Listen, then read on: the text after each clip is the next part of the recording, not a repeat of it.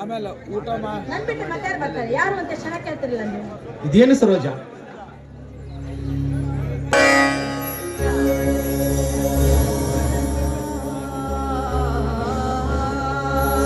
ಇದೇನು ಸರೋಜ? ಇಂತಹ ಸುಡುವ ಬಿಸಿಲಿನಲ್ಲಿ ತುಂಬು ಗರ್ಭಿಣಿಯಾದ ನೀನು ತಲೆಯ ಮೇಲೆ ಇಷ್ಟೊಂದು ಭಾರದ ಬುಟ್ಟಿಗಳನ್ನು ಹೊತ್ತುಕೊಂಡು ಬಂದಿರುವೆಯಲ್ಲ, ನಿನಗೇನಾದ್ರೂ ಬುದ್ಧಿ ಇದೆಯಾ? ಏನ್ರಿ ಏನ್ ಮಾತು ಅಂತ ಆಡ್ತಾ ಇದ್ದಾರೆ ನೀವು? ಯಾಕ್ರಿ ಬಿಸಿಲಲ್ಲಿ ನಾನು ಬುದ್ಧಿ ಹೊತ್ಕೊಂಡ್ ಬಂದ್ರೆ ಎಲ್ಲಿ ಕರಗ್ ಹೋಗ್ತೀನಿ ಅಂತ ಭಯ ಪಡ್ತಾ ಇದ್ದೀರಾ ಅಲ್ರಿ? ಮುಂಜಾನೆಯಿಂದ ಈ ಉರಿ ಬಿಸಿಲಲ್ಲಿ ಹೊಟ್ಟೆಗೋಸ್ಕರ ದುಡಿತಾ ಇರೋ ನಿಮಗೆ ತುತ್ತು ಊಟ ತರೋ ಹಕ್ಕು ಕೂಡ ನನ್ಗೆ ಇಲ್ವೇನ್ರಿ? ಅಯ್ಯೋ ಅಯ್ಯೋ ಭಗವಂತ, ಸರೋಜ ಇಂಥ ಕಷ್ಟದ ಸಮಯದಲ್ಲಿಯೂ ಕೂಡ ನಿನಗೆ ಕೊಡಬಾರದ ಕಷ್ಟಗಳನ್ನು ಕೊಡುತ್ತಿರುವ ಈ ನಿನ್ನ ಪಾಪಿ ಗಂಡನನ್ನು ಕ್ಷಮಿಸಿಬಿಡು ಸರೋಜ, ಕ್ಷಮಿಸು. ಅಯ್ಯೋ ಅಯ್ಯೋ ಅಯ್ಯೋ ದೇವರೇ, ನಮಗೆ ಯಾವ ಕಾರಣಕ್ಕಾಗಿ ಈ ರೀತಿಯ ಶಿಕ್ಷೆಗಳನ್ನು ಕೊಟ್ಟು ನಮ್ಮನ್ನು ಕಾಡುತ್ತೇವೆ? ನಾವು ನಿನ್ನನ್ನು ಭಕ್ತಿಯಿಂದ ಪೂಜಿಸಿದ್ದಕ್ಕಾಗಿ ನಮಗೆ ಈ ರೀತಿಯ ಕಷ್ಟಗಳನ್ನು ಕೊಟ್ಟು ಪರೀಕ್ಷೆ ಮಾಡುತ್ತಿರುವೆಯಾ ಭಗವಂತ? ಹೇಳು ದೇವಾ, ಹೇಳು. ಯಾಕೆ ಯಾಕೆ ಈ ರೀತಿ ನೋಡ್ಕೊಳ್ತಾ ಇದ್ದೀರಾ? ನೋಡಿ, ಕಷ್ಟ ಮನುಷ್ಯನಿಗೆ ಬರಲಾದೆ ಇನ್ನೇನ್ ಮರೆತಾ ಬರುತ್ತೆ. ಬರ್ಲಿ ಬಿಡ್ರಿ, ಆ ಕಷ್ಟವನ್ನು ದೇವರು ನಮಗೆ ಕೊಟ್ಟಿದ್ದಾನೆ ಅಂತ ತಿಳ್ಕೊಂಡು ನಾವು ಹೆದರಬಾರ್ದು ರೀ. ನಮಗಿಂತ ಕೆಳಗಿರೋರು ನೋಡಿ ಧೈರ್ಯದಿಂದ ಬದುಕಬೇಕು ನಾವು. ಇಂದಿನ ನಮಗೆ ಒಳ್ಳೆ ಕಾಲ ಬಂದೇ ಬರುತ್ತೆ, ಧೈರ್ಯವಾಗಿರಿ. ಯಾಕೆ ಇಷ್ಟೊಂದು ಬೇಜಾರು ಮಾಡ್ಕೊತಾ ಇದ್ದೀರಾ ನೀವು? ಸರೋಜ, ನೀನು ಊಟ ಮಾಡಿದ್ಯಾ? ಏನ್ರಿ ಯಾಕ್ರಿ ಈ ರೀತಿ ಕೇಳ್ತಾ ಇದ್ದೀರಾ? ಯಾವತ್ತಾದ್ರೂ ನಿಮ್ಮನ್ ಬಿಟ್ಟು ಅದು ಅಮೃತ ಇದೆ ಅಂದ್ರೂ ಕೂಡ ಒಂದು ತುತ್ತು ತಿಂದಿದ್ದೀನಿ ಅಂದ್ರೆ ನಾನು. ಸರೋಜ ಸರೋಜ ಸರೋಜ, ನಿನಗೆ ಯಾವ ರೀತಿ ಹೇಳಬೇಕೆನ್ನುವುದೇ ನನಗೆ ಅರ್ಥವಾಗುತ್ತದೆ. ನೋಡು ಸರೋಜ, ನೀನೀಗ ತುಂಬು ಗರ್ಭಿಣಿ. ಸಮಯಕ್ಕೆ ಸರಿಯಾಗಿ ಊಟ ತಿಂಡಿ ಮಾಡದಿದ್ದರೆ ನಿನ್ನ ಹೊಟ್ಟೆಯಲ್ಲಿ ಬೆಳೆಯುತ್ತಿರುವ ಈ ಹಸು ಕಂದಮ್ಮನ ಪರಿಸ್ಥಿತಿಯಾದರೂ ಏನಾಗಬಹುದು? ಬಾ, ಈಗಲಾದರೂ ನನ್ನ ಕೈಯಾರೆ ನನ್ನ ಮುದ್ದಿನ ಹೆಂಡತಿಗೆ ತುತ್ತು ಮಾಡಿ ಉಣಬಡಿಸುತ್ತೇನೆ. ಬಾ ಸರೋಜ. ನೀವು ನನಗೂ ಊಟ ಮಾಡಿಸ್ತೀರಾ? ಇಂಥ ಸೌಭಾಗ್ಯಕ್ಕೆ ಯಾವ ಹೆಣ್ಣು ತಾನೇ ಒಲ್ಲೆ ಅಂತ ಅಲ್ರಿ. ಸರಿ ಬಿಡ್ರಿ, ನಿಮ್ ಕೈಯಾರೆ ಒಂದು ತುತ್ತು ಊಟ ಮಾಡಿಸ್ತಾರಂದ್ರೆ ಈ ದಿನಕ್ಕೋಸ್ಕರ ನಾನು ಕಾಯ್ತಾ ಇದ್ದೆ ಅನ್ಸುತ್ತೆ. ಮೊದಲು ನಿಮ್ ಕೈ ತೊಳ್ಕೊಳ್ಳಿ.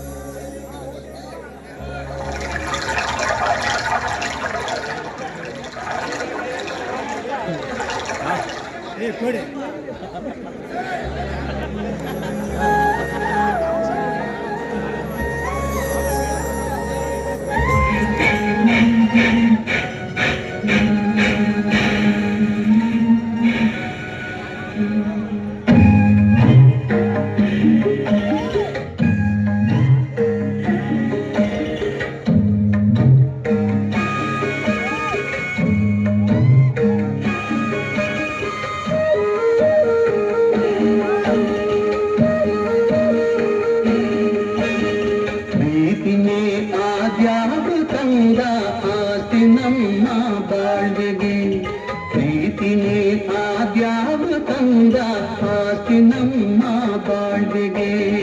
ಹಸಿವಿನಲ್ಲೂ ಹಬ್ಬಾನೇ, ದಿನವು ನಿತ್ಯವುಗಾದಿನೇ, ನನ್ನ ನಿನ್ನ ಪಾಲಿಗೆ.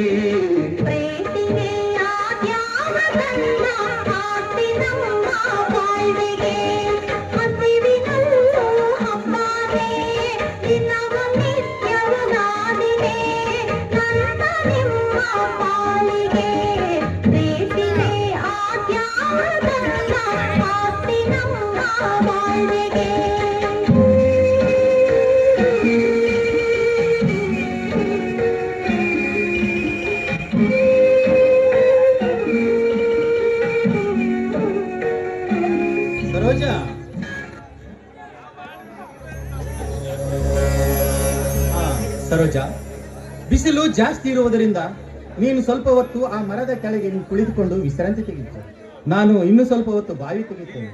ನಂತರ ನಾವಿಬ್ಬರು ಮನೆಗೆ ಹೋದರಾಯ್ತು. ಬೇಡ ರೀ, ಮುಂಜಾನೆ ಇಷ್ಟೊತ್ತಿನವರೆಗೂ ನೆಲ ಅಗ್ದಿದ್ದಾಗಿದೆ. ಇನ್ನು ಸೂರ್ಯ ನೆತ್ತಿ ಮೇಲೆ ಬರೋ ಹೊತ್ತಾಯ್ತು. ಬನ್ನಿ, ಪಾಪು ಸ್ಕೂಲಿಂದ ಬಂದಿರ್ತಾನೆ. ಮನೆ ಹತ್ರ ಯಾರು ಇಲ್ಲ, ನಾನು ಕೂಡ ಇಲ್ಲೇ ಬಂದಿದ್ದೇನೆ. ಮತ್ತೆ ನಾಳೆ ಕೆಲಸ ಮಾಡಿದ್ರೆ ಬನ್ನಿ ಹೋಗೋಣ.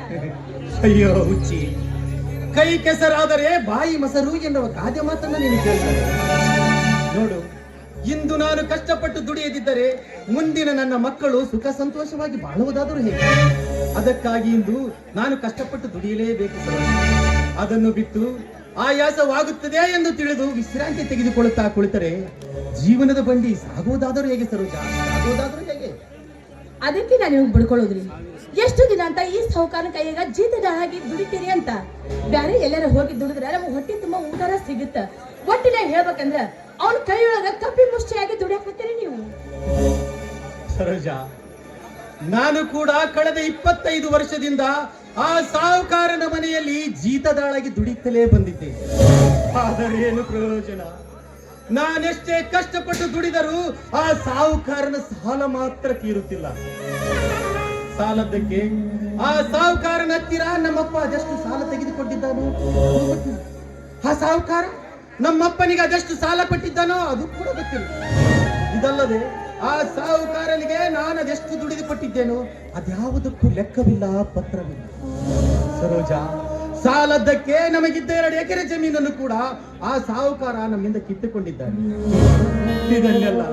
ಇದನ್ನೆಲ್ಲ ಆ ಸಾಹುಕಾರನ ಹತ್ತಿರ ಕೇಳಬೇಕೆಂದರೆ ಈ ನಿನ್ನ ಬಡ ಗಂಡನ ರಟ್ಟಿಯಲ್ಲಿ ಶಕ್ತಿ ಇಲ್ಲ ಸರೋಜ, ಶಕ್ತಿ ಇಲ್ಲ. ತಾಳ್ಮಂದೇರಿ ನೋಡಿ, ಇಂದಿಲ್ಲ ನಾಳೆ ನಮಗೊಬ್ಬ ಒಳ್ಳೆ ಮಗ ಹುಟ್ಟುತ್ತಾನೆ. ಈ ಸಮಾಜದ ದುಷ್ಟರನ್ನು ಸದೆ ಬಡ ಗಂಡುಗಲಿ ಮಗ ನನ್ನ ಹೊಟ್ಟೆಯಲ್ಲಿ ಹುಟ್ಟುತ್ತಾನೆ ಕಣ್ರಿ. ಈ ಹಳ್ಳಿಗೆ ಒಳ್ಳೆಯದನ್ನು ಮಾಡಿ ಇಷ್ಟೊಂದು ನಾನೇ ಶ್ರೀಮಂತನಂತ ಮೆರೆದ ಈ ಶ್ರೀಮಂತರ ಎದೆಗೆ ಒಡೆಯುವಂತ ಮಗನನ್ನು ನಾನು ಹೆರಿತನ ನಂಬಿಕೆ ನನಗಿದ್ದೇನೆ. ಈ ಹಳ್ಳಿಗೆ ಒಳ್ಳೆಯದನ್ನು ಮಾಡಿ ಬೆಟ್ಟಪ್ಪ ಮಗಳಿಂದ ಈ ಊರು ಉದ್ಧಾರ ಆಯ್ತು ಅನ್ನೋ ಹೆಸರನ್ನು ನನ್ನ ಮಗ ತರುತ್ತಾನ ನಂಬಿಕೆಯನ್ನು ಬಲವಾಗಿ. ನಿಜ ಸರೋಜ, ನಿನ್ನ ಮಾತು 100ಕ್ಕೆ 100ರಷ್ಟು ಸತ್ಯ. ಇಂಥ ದುಷ್ಟ ಧನಿಕರ ದೌರ್ಜನ್ಯವೊಡಗಿಸಲು ಒಬ್ಬ ವೀರ ಸಂಗೊಳ್ಳಿ ರಾಯಣ್ಣ, ಸಿಂಧೂರ ಲಕ್ಷ್ಮಣನಂತ ಒಬ್ಬ ಶೂರ ಈ ಭೂಮಿಯ ಮೇಲೆ ಹುಟ್ಟಿ ಇಂಥ ಧನಿಕರ ಹುಟ್ಟಡಗಿಸಿ ಅವರ ರುಂಡವನ್ನು ಚೆಂಡಾಡಿ ನಮ್ಮಂತ ಬಡವರಿಗೆ ನ್ಯಾಯ ಒದಗಿಸಿದಾಗಲೇ ನಾನು ನೀನು ಸುಖ ಸಂತೋಷದಿಂದ ಬಾಳಲು ಸಾಧ್ಯವಾಗುವ. ಇದಕ್ಕೆ ಏನಕ್ಕೆ ಆಹಾ, ಇಂಥ ಮಾತೇನು ನೀವು ಕಡಿಮೆ ಇಲ್ಲ ನೋಡಿ. ಆಸೆಗಂತೂ ಒಂದು ಕೈ ಜಾಸ್ತಿನೇ ಇದೆ ನಿಮ್ಮ ಹತ್ರ.